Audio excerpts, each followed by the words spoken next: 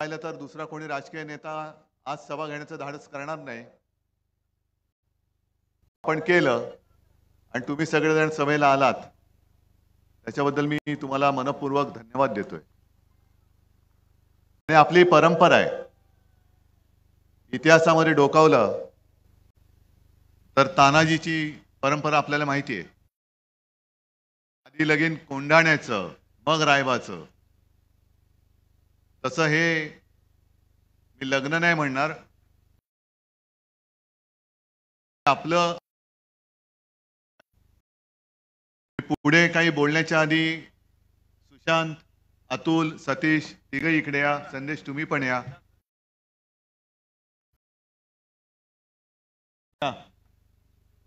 सगळेजण या. सुशांत, सगळ्यांना धन्यवाद देतोय कारण या भस्मासुराला गाडायला हे चौघही तयार होते. करायचं काय माझ्यासमोर प्रश्न होता. आणि साधारणतः आपण बघतो की एकापेक्षा अधिक इच्छुक असले तर पक्षप्रमुखाची काय पंचायत होत असेल हे तुम्ही जरा माझ्या खुर्चीत बसून बघा. हे सगळे अगदी तोडीस तोड आहेत. सगळ्यांची इच्छा होती आम्ही हा भस्मासूर काढणार.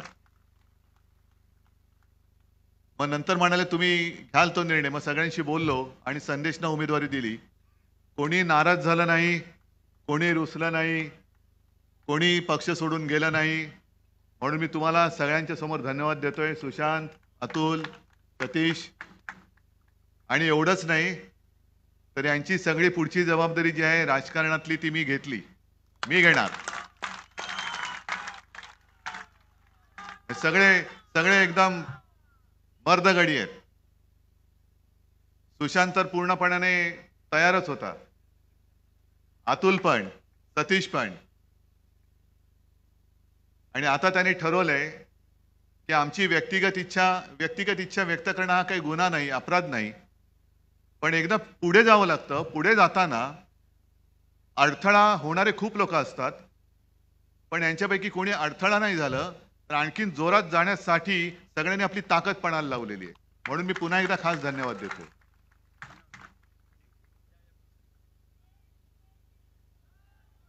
आज सुधीर सावंत पण आपल्यामध्ये आलेत. जिथे जातोय बसा, नाही नको, जिथे जातोय तिथे अनेक लोक शिवसेनेमध्ये येत आहेत, अनेक.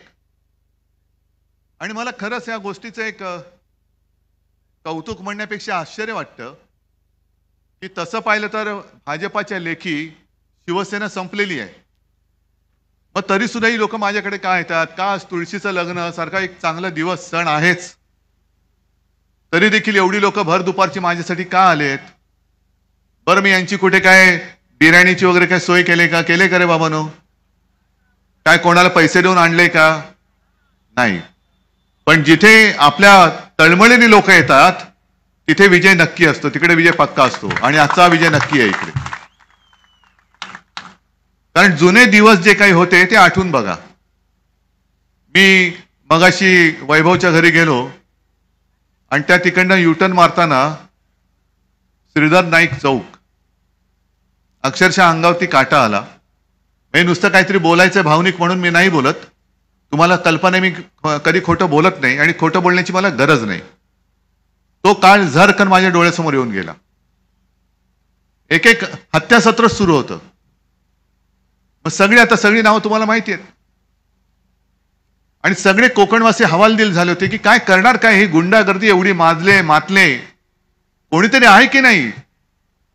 आणि मग मगाशी मी आल्यानंतर ते जे गाणं आपण नवरात्रीत दिलं तुम्हाला सगळ्यांना, सत्वरी भुवरी ये, तसं देवीला साकडं घालण्याशिवाय पर्याय नव्हता. पण आपण सगळ्यांनी हिंमत केली. तेव्हा विनायक राऊत यांना निवडून दिलं आणि कोकण जे वेगळ्या पद्धतीने गुंडागर्दीच्या छायेमध्ये होतं ते कोकण कसं छान, शांत आणि सुंदर असं निसर्गरम्य कोकण हे आपले सगळेजण आयुष्य जगत जगत पुढे जायला लागले. दुर्दैवाने नेमकं गेल्या वेळेला विनायक राऊतांचा पराभव झाला. का झाला, कसा झाला तुम्हाला कल्पना आहे. पण मी विनायक राऊतांना सुद्धा धन्यवाद देतोय. एखादा माणूस पराभव झाला का बचकन खाली बसतो की अरे काय आता हरलो पुढे काय. पण शिवसैनिक तोच असतो की जय पराजय होत असतात पण मी लढणं सोडणार नाही. दुर्दैवाने पराभव झाला पण तरी सुद्धा मी दुसऱ्या दिवशी विचारलं, म्हटलं विनायक काय करतायत. ते बोलले साहेब आज मी जरा मतदारसंघात जाऊन होते. मग त्यांनी मतदारसंघात येणं जाणं हे खासदार असतानाही सोडलं नव्हतं आणि नाही तरी सुद्धा सोडलेलं नाहीये. ही अशी माणसं जीवाला जीव देणारी, यांना साथ सोबत नाही द्यायची तर काय जीव घेणाऱ्याने देणार. मला खरं म्हणजे इकडे नरेंद्र मोदींना प्रचाराला बोलवायचंय पण माझं आता ते ऐकतील की नाही कल्पना नाही. कारण तुम्ही म्हणाला राव तुम्ही असं काय बोलताय, मोदींची एकदम आठवण का आली. नाही आठवण येत असते हो, काय जुनी नाती असतात त्याच्यामुळे आठवण येते. मोदींना एवढ्यासाठी बोलवायचंय की लोकसभेमध्ये जे बेंबीच्या देठापासून तुम्ही ओरडत होता घराणेशाही घराणेशाही घराणेशाही, मग इकडे या 3 मतदारसंघात आणि कोकणामध्ये तुमच्या पक्षाने काय केले त्याला काय म्हणायचं. ही कोणती शाही आहे. वडिलांना डोक्यावर आणि 2 पोरांना खांद्यावर असं घेऊन कोकण फिरेल असं तुम्हाला वाटतं. काय चाललंय. नाही आम्ही काय बसवलेत, आमच्या डोक्यावरती बाप बसलाय खांद्यावरती पोरं बसलेत आणि आम्ही चाकरी करतोय त्यांची. ही घराणेशाही नाही तर दुसरं काय आहे उत्तर तुमच्याकडे म्हणजे त्यांच्याकडे. तुम्हाला शिवसेनेची किंवा शिवसेना प्रमुखांची घराणेशाही, अरे मी म्हणतो ना मी घराणेशाही तर घराणेशाही, मी घराण्यांची परंपरा आणि घराण्याचा वारसा घेऊन पुढे चाललेलो आहे. पण शिवसेना प्रमुखांची घराणेशाही नाही चालणार. त्यांच्यातले सगळे फोडून गद्दार म्हणून आम्ही घेऊ पण शिवसेना प्रमुखांचा मुलगा नाही चालणार. वो तो नकली संतान आहे. एवढी मजल गेली तुमची, एवढी मजल गेली. म्हणजे तुम्ही बाळासाहेबांचा अपमान करताय, माझ्या माचा अपमान करताय. काय संस्कृती मोदीची संस्कार तरी कोणते आहेत तुमच्यावरती, कोणते संस्कार आहेत. आम्हाला जसं आम्ही घराण्याचा अभिमानाने उल्लेख करतो तसा मोदीजी तुम्ही येऊन या इथल्या गुंडांच्या दरोडेखोरांच्या घराण्याचा अभिमानाने उल्लेख करून दाखवताय. आणि ही तुमची परंपरा कोकणला मान्य आहे. आता विनायकजी तुम्ही बोललात की कोणतरी एक जाऊ दे, अशा पकपकीकडे मी लक्ष पण देत नाही. अरे आव्हान कोणी द्यायचं, आव्हान मर्दानी द्यावं लागतं. मर्दानी आव्हान द्यायला पाहिजे. हे कसलेत नुसते इकडनं तिकडे तिकडनं तिकडे, आज इथे तर उद्या तिथे, काय वाटेल तिकडे जात आहेत, वाटेल ते बोलतायत. त्यांनी मला आव्हान दिलं येऊन रस्त्याने जाऊन दाखवा, हेलिकॉप्टरने येऊ नका. अरे रस्त्याने येऊन जायला पहिला तुझ्यावरती तिकडे जे 2 बसलेत ना दिल्लीमध्ये त्यांना म्हणून रस्ता तरी नीट करा. मुंबई गोवा रस्ता अजून खड्ड्यातला आहे. दुसरा नॅशनल हायवे त्याचं तर जवळपास वर्षभर कामच बंद आहे. बावडा रोड, बावडा ना, कारण हे बोलणार मला वाटलं बेवडा आहे पण रोड बावडा आहे. बावडा रोड बंद. मग कुठल्या रस्त्याने आणि कुठल्या जाऊ. तरी बरं की त्यांच्या साईज प्रमाणे त्यांना खातं मिळालं होतं, अतिसूक्ष्म आणि अतिसूक्ष्म. मग त्यांनी सूक्ष्म तरी उद्योग त्या काळामध्ये कोकणात आणला का. नुसतं काहीतरी बोलत सुटायचं, आव्हानं द्यायची. अशा लोकांकडे मी तर म्हणेन लक्ष पण देऊ नका, कारण हे बोलघेवडे त्याच्याशिवाय काहीच करू शकत नाही. आज आपण इथे आपल्या आयुष्याची लढाई लढतो आहोत. मगाशी वैभवच्या घरी असताना टीव्ही लावला होता, ते दुसरे एक महाशय नकली सेना म्हणणारे बेअकली. कोण. अमित शहा. हे नकली सेना आहे. आणि मी मागेच लोकसभेच्या वेळेला बोललो होतो, जो कोणी माझ्या शिवसेनेला नकली म्हणेल तो बेअकली आहे. मग ते अमित शहा असतील, मी काय करू. मी बोललोय, तुम्ही बोललं तर तुम्ही बेअकली म्हणा. तर त्यांनी सांगितलं की आपल्या सरकारने विकासाला स्थगिती दिली होती, विकास होऊ देत नव्हते. अच्छा अमित भाई, विकासाची व्याख्या काय हो. मी स्थगिती कशाला दिली होती. माझ्या महाराष्ट्राचा विकास गुजरातला न्यायला स्थगिती दिली होती आणि यापुढे तर मी बंदीच घालीन त्याच्यावरती. तुम्ही माझ्या महाराष्ट्रातले उद्योग, अगदी पाणबुडीचा उद्योग सुद्धा तुम्ही गुजरातला घेऊन गेलात. मध्ये मला असं वाटलं होतं की पंतप्रधान येत आहेत, लोकसभेच्या आधी येत आहेत, कोकणाला काहीतरी भरघोस देऊन जातील. जसं संदेश तुम्ही म्हणालात की 50,000 कोटीचं पॅकेज. का नाही द्यायचं, का द्यायचं नाही. पण पॅकेज द्यायचं तर सोडाच, पण हे प्रकल्प घेऊन गेले आणि आपल्या अशुभ हाताने भ्रष्टाचारामध्ये पैसा खाऊन पुतळा उभारण्यामध्ये, पुतळा बनवण्यामध्ये सुद्धा भ्रष्टाचार करणारी ही अवलाद पुतळा उभारला आपली मतं घेण्यासाठी. आणि मला असं वाटतं की काहीतरी प्रमाणामध्ये थोडेसे तुम्ही लोक त्याला भुलला असाल की अरे मोदींनी महाराजांचा पुतळा उभारला, आता आणखीन काय पाहिजे. मोदी म्हणजे काय, शिवाजी महाराजांचे भक्तच. 8 महिन्यामध्ये यांचा जो काय आव होता तो कोसळून पडला. छत्रपती शिवाजी महाराज हे नुसतं काहीतरी उभं करायचं म्हणून आम्ही करत नाही. तो पुतळा नाही, तो पुतळा म्हणजे त्याचा आत्मा आहे, आमच्यामध्ये आहे. आमचा आत्मा आहे तो, आमचे देव आहेत ते. आणि पुतळा लावतात काय, 8 महिन्यामध्ये तो पडतो काय. आणि आपले मिंदे दाढी खाजवत सांगतायत की वारा एवढा प्रचंड होता की तो पुतळा कोसळला. लाज वाटली पाहिजे, लाज. ज्या छत्रपती शिवाजी महाराजाने 300-350 वर्षापूर्वी, 400 वर्ष झाली असतील, जो सिंधुदुर्ग उभारला, तो ऊन वारा पाऊस वादळ लाटा, मग ते त्योक्ते असेल, निसर्ग असेल, आणखीन मोठमोठ्या लाटा, आणि तेव्हाची सगळी परकी आक्रमणं ही छातीवर झेलून आज सुद्धा आपल्याला सगळ्यांना प्रेरणा देण्यासाठी उभा आहे. आणि हे करंटे यांना छत्रपती शिवाजी महाराजांचा पुतळा नाही उभारतायत. शिवाजी महाराज म्हणजे तुम्हाला काही ईव्हीएम मशीन वाटलं की पुतळा लावला म्हणजे लोक मतं देतील. आणि त्याहून सगळ्यात वाईट मला एवढं वाटलं, मी पुढच्या मीटिंगमध्ये सुद्धा बोलणारच आहे. मी माझ्या भाषणाची सुरुवात महाराष्ट्र प्रेमी अशी जी करतो ती एवढ्यासाठी करतो की ही लढाई महाविकास आघाडी आणि महायुती अशी नाहीच आहे. ही महाराष्ट्र प्रेमी आणि महाराष्ट्र द्रोही अशी ही लढाई आहे. तो पुतळा कोसळल्यानंतर जेव्हा म्हणजे अगदी आदित्य आला होता, विनायक राऊत होते, तुम्ही काही तुमच्यातले पण शिवसैनिक होते, ते त्या ठिकाणी गेल्यानंतर वाट कोणाची अडवत आहे, कशासाठी. अरे तुमचं पाप हे उघडं पडलं तिकडे. आणि बापलेख तिकडे काय मोठ्या मस्तीमध्ये होते, पोलिसांवरती दादागिरी करत होते. ही दादागिरी आपण खपून घ्यायची. इथलं कोणतरी त्यांचा जो उभा आहे तो तर धमक्याच देत सुटला सगळ्यांना, इकडे घुसून मारीन, तिकडे घुसून मारीन. तुम्ही जरा विचार करा की ते जे मी दिवस तुम्हाला आठवून दिले ते दिवस तुम्हाला परत पाहिजेत का. आता आणखीन एक बातमी मी बघत होतो, कारण ती दुसरी एक बातमी चालली. आता काय गौप्यस्फोट होतात, गौप्यस्फोट, सगळे स्फोटामागे स्फोट, गौप्यस्फोट. अजित पवार काल परवाकडे बोलले की सरकार स्थापन करण्यासाठी का सरकार पाडण्यासाठी जी बैठक झाली त्याच्यात गौतम अदानी होते. आणि मी धारावीचा जो मोर्चा काढला होता तेव्हा बोललो होतो की आपलं सरकार पाडण्यासाठी 50 खोके कोणी दिले ह्याचा तुम्ही अंदाज लावा. आता अजित पवारांनी त्याचा गौप्यस्फोट केलाय. मग अदानी सगळीकडे जर का खात सुटले असतील, मुंबई त्यांनी घशात घालण्याचा डाव आखलेला आहे जो आपण उधळून लावणार आहोत. उद्या कोकण अदानीच्या घशात घातलं गेलं तर कसं बाहेर काढणं तुम्ही. कारण सगळीकडे यांचं घराणं बसलेलं आहे हिंमत. दाद मागायला तुम्ही त्यांच्या घरावरती टकटक करू शकता. समजा असं होणार नाही, पण दुर्दैवाने हे इकडे ते तिकडे आणि यांचे बाप वरती बसलेत. हेच जर का कोकण असं झालं तर तुमच्यावरती अन्याय करणारे पण तेच.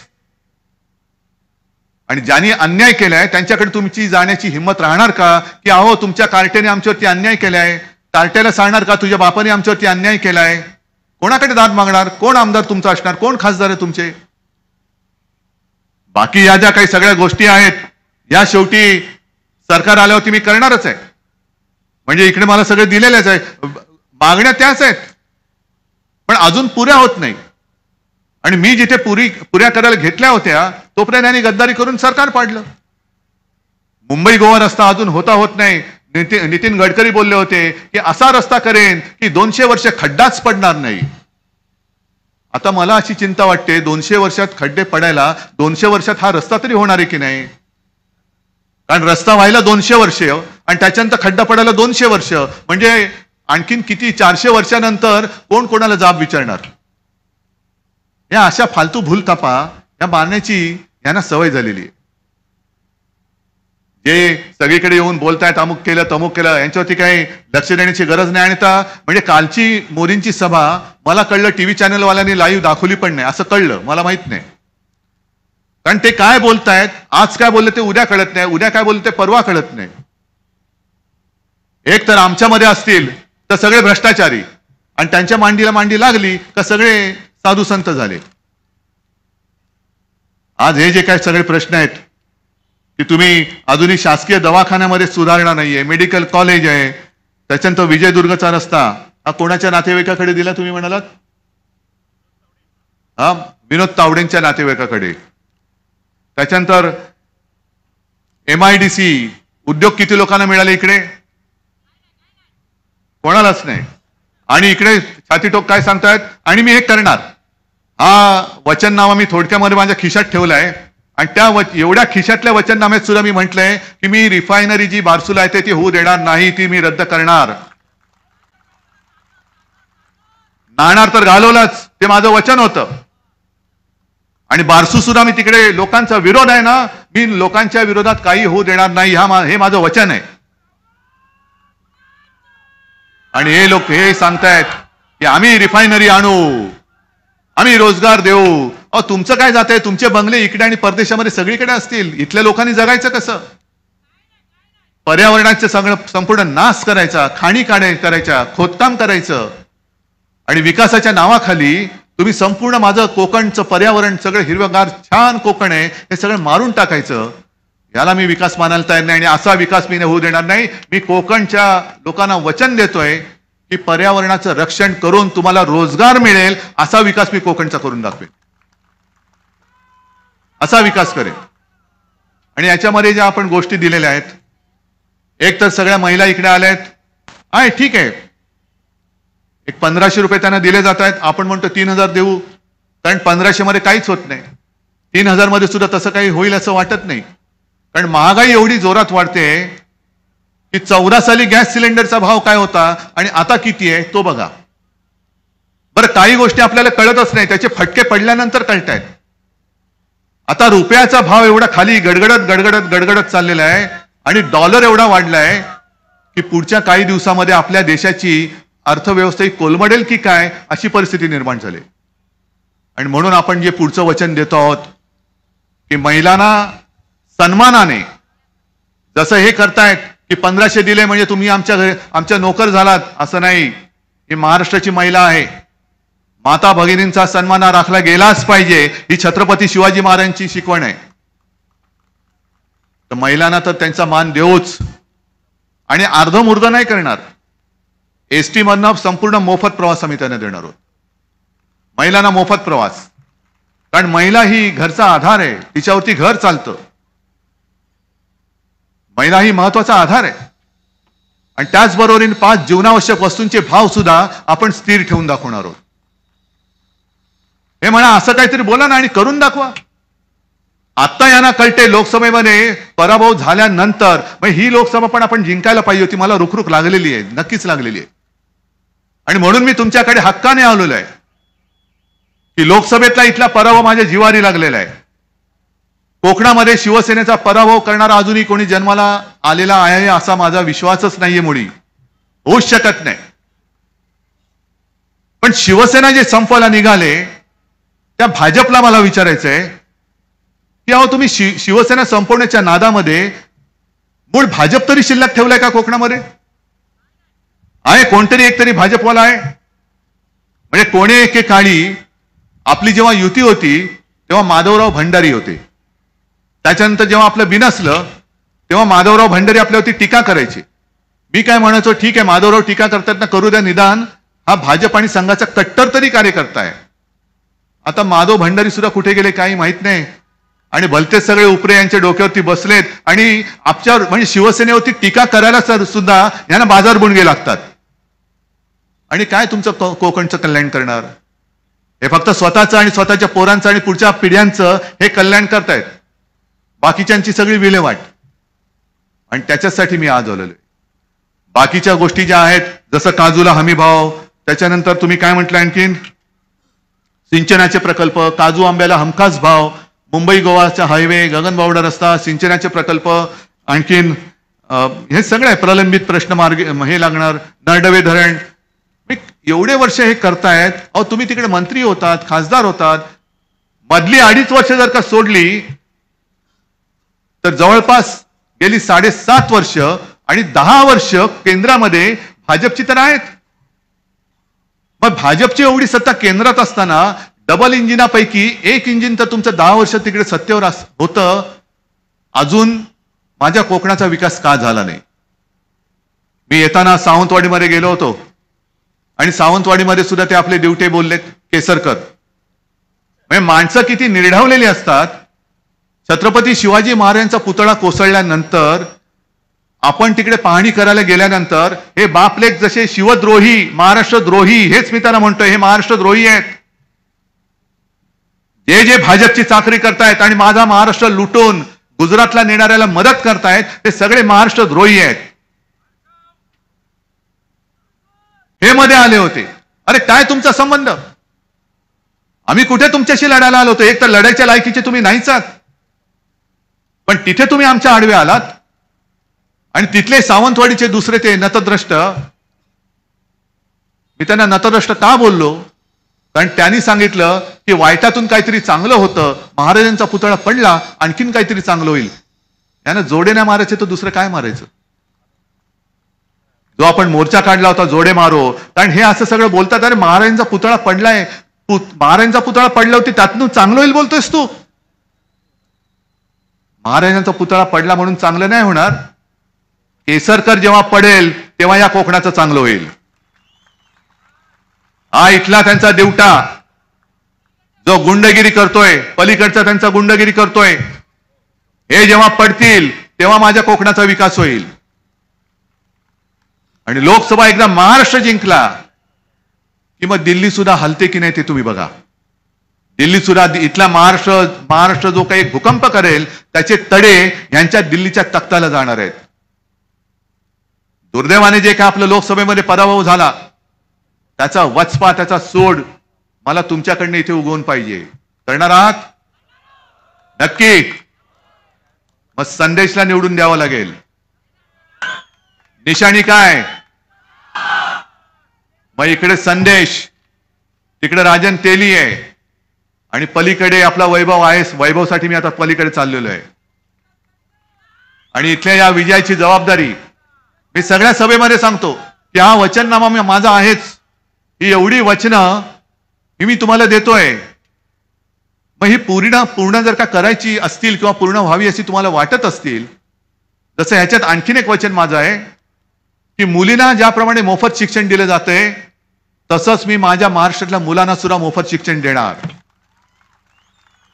नक्की देणार.